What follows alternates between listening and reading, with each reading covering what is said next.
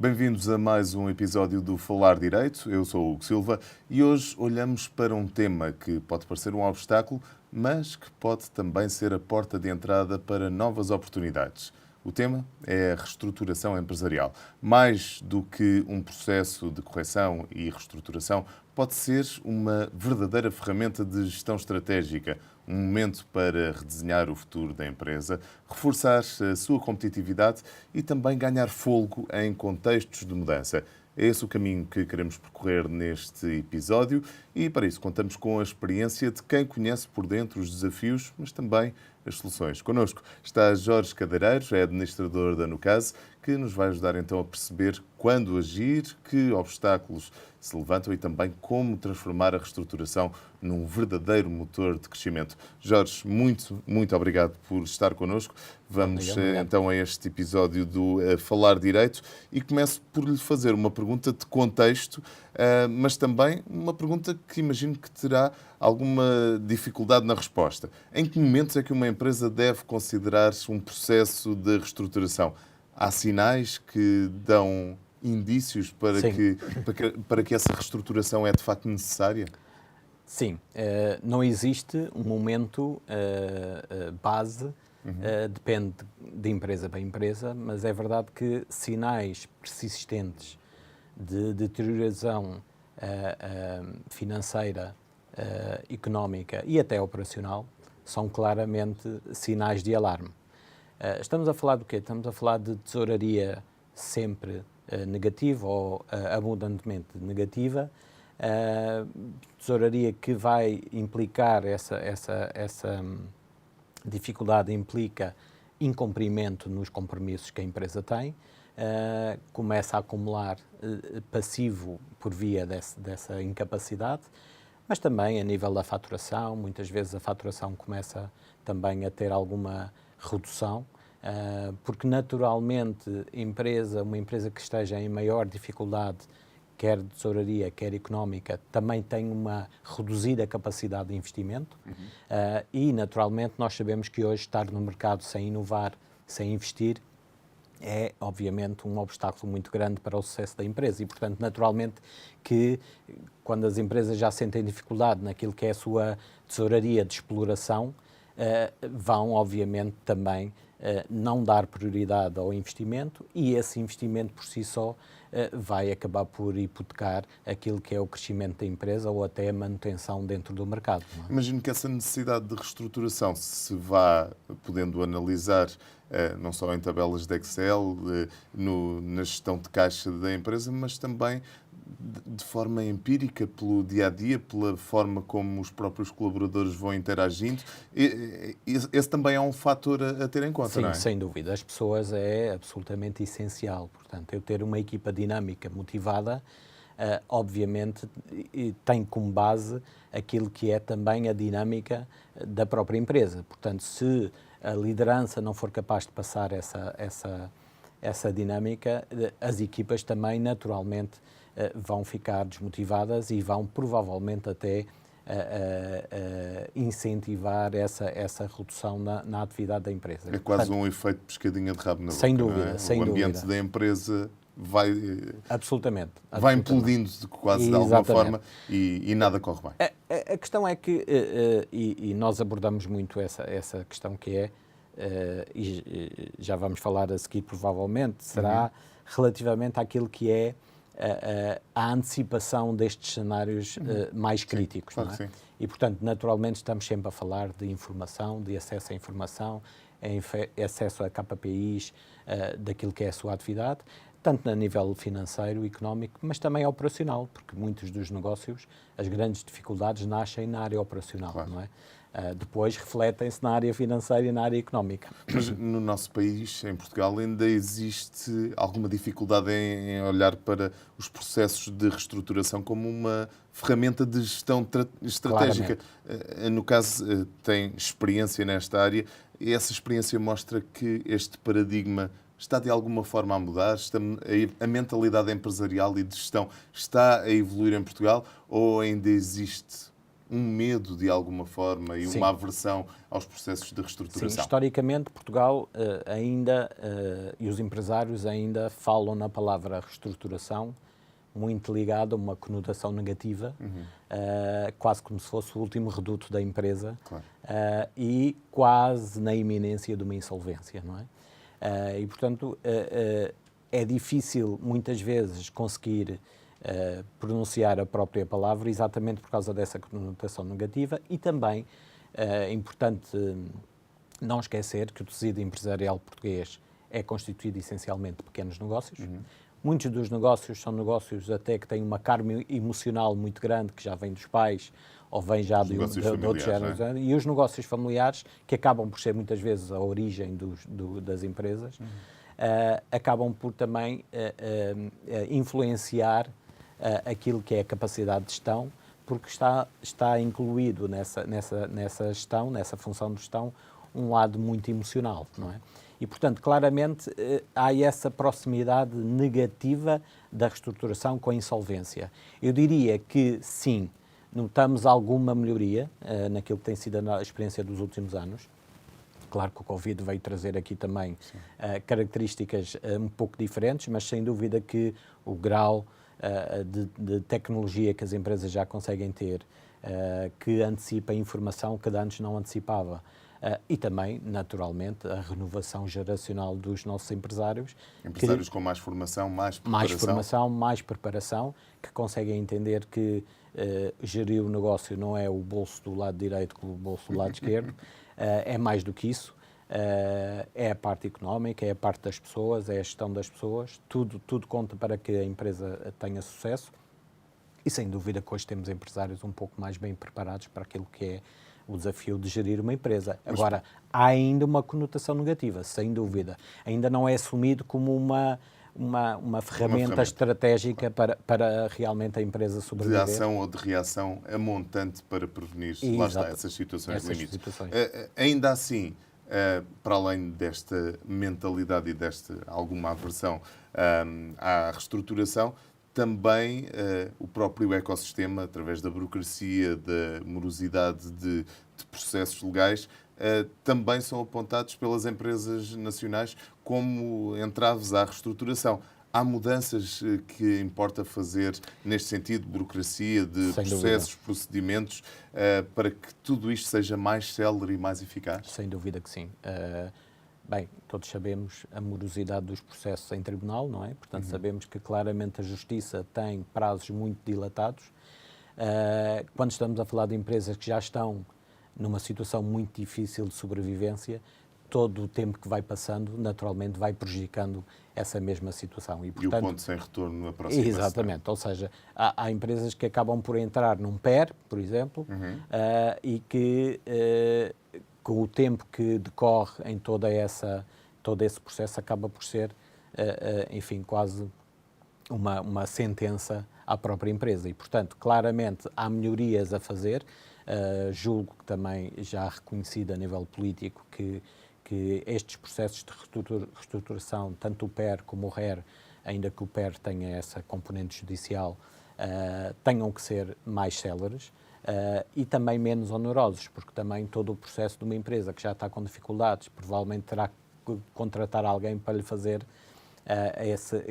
o processo de viabilidade do negócio, a negociação com os credores, tudo isso também tem custos e naturalmente que uma pequena empresa ou uma pequena e média empresa tem, obviamente, dificuldade em também conseguir avançar com o processo, exatamente porque também são processos onerosos, muitas vezes. Mas as medidas terão que surgir e este processo de simplificação terá que surgir sobretudo por parte do Estado ou as próprias empresas, as associações empresariais poderão ter também algum papel na agilização de processos? Eu julgo que a parte da tecnologia pode ajudar em todo este processo, porque é bem verdade que se nós pensarmos numa plataforma que pudesse ser utilizada pelas várias entidades, porque estes processos são processos que depois existem várias entidades que têm que colaborar em si e que nem sempre estão a comunicar. E, portanto, claramente dar uma visão estratégica do processo e digital poderá facilitar toda a celeridade dos processos. E a inteligência artificial também pode desempenhar um papel importante? Sem dúvida, porque nesse aspecto a inteligência artificial vai ajudar essencialmente a agarrar em dados históricos e facilitar a análise dos processos em si.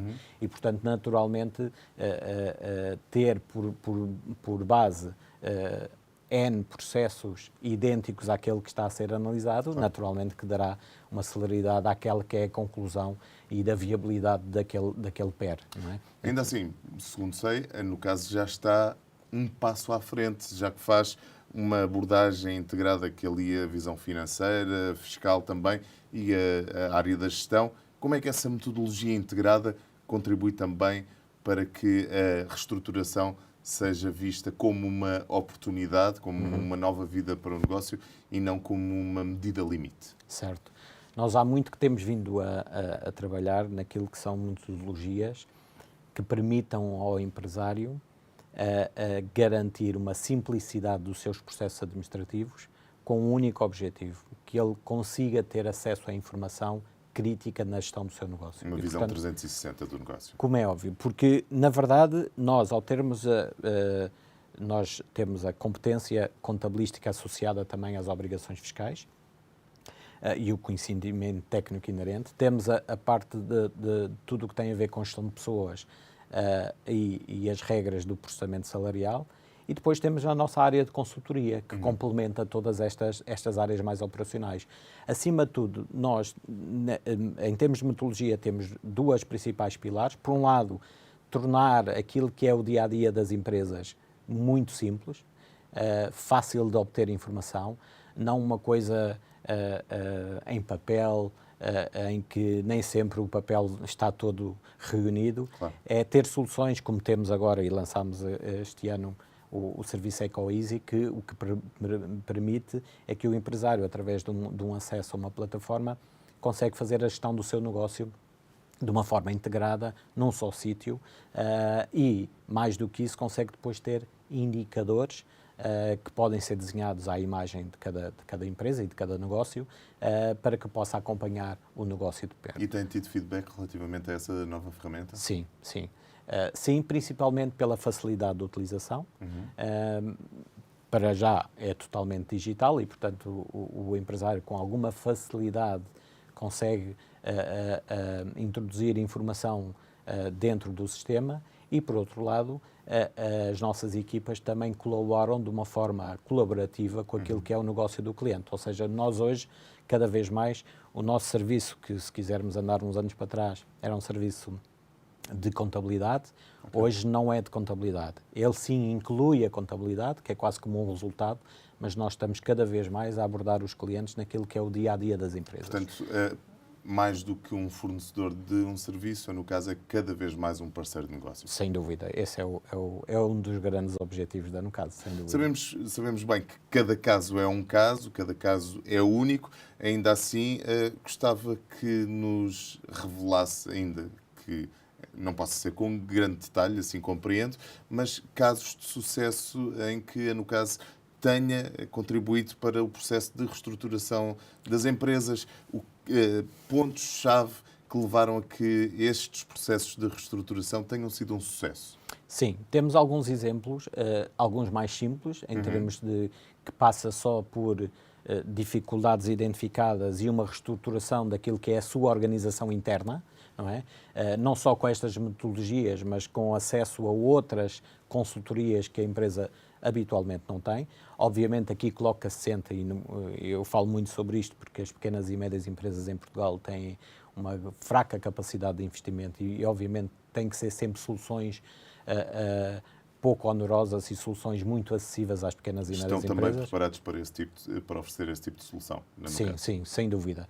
E essa é uma preocupação também, porque, vamos lá ver, mais uma vez, 95% ou 97% das empresas portuguesas são micro e pequenas empresas e, portanto, temos que ter soluções baratas, soluções pouco exigentes em termos de investimento, mas que funcionem naquilo que é a descomplicação da gestão do negócio. Claro. Isso por um lado. Por outro lado, as nossas consultorias, a nossa área de consultoria de RH e consultoria de IT e consultoria de management, o que vai trazer é complementar pontualmente cada uma deste lado operacional, nomeadamente no que tem a ver, por exemplo, com a gestão de pessoas, não é?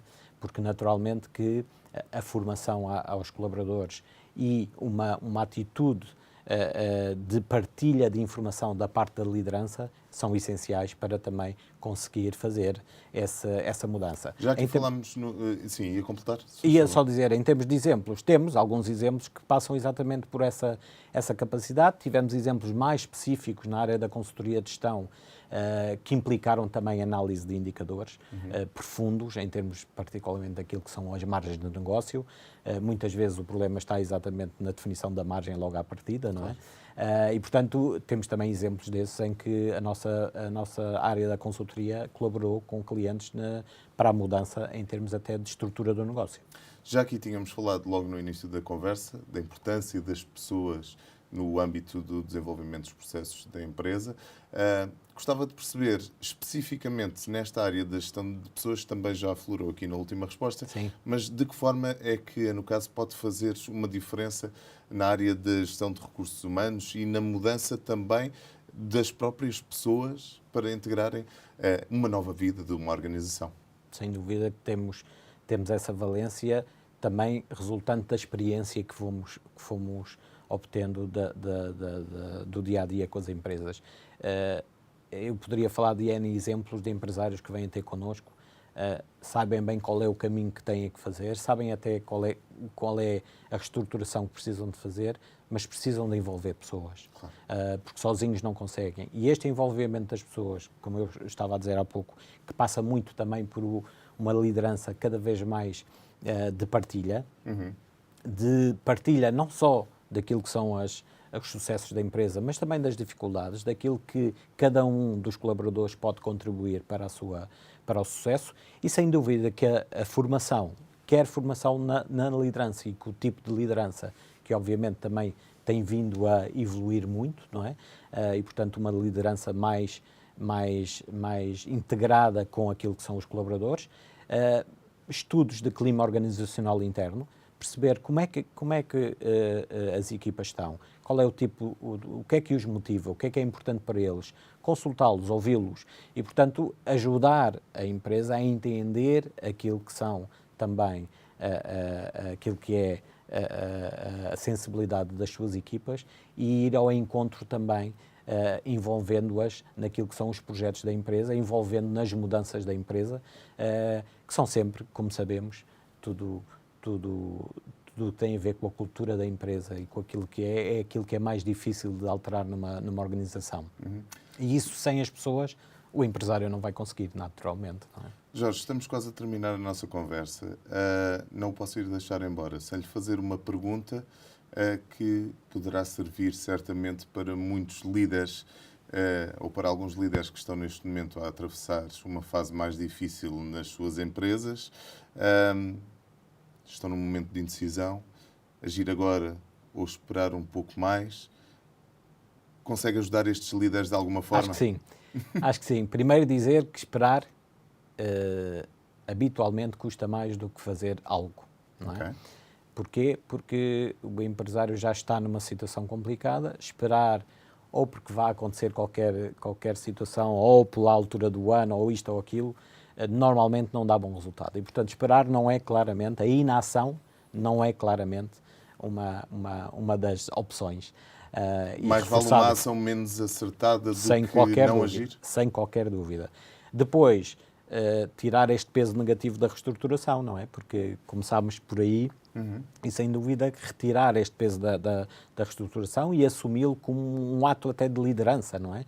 Porque o empresário que lidera é o empresário que reestrutura, é o empresário que olha os indicadores e procura as alternativas. E, sem dúvida, o que posso dizer é que reestruturar é liderar, é uma forma de liderar e estar parado, esperar, nunca é uma boa opção. E, portanto, tomar a ação, decidir.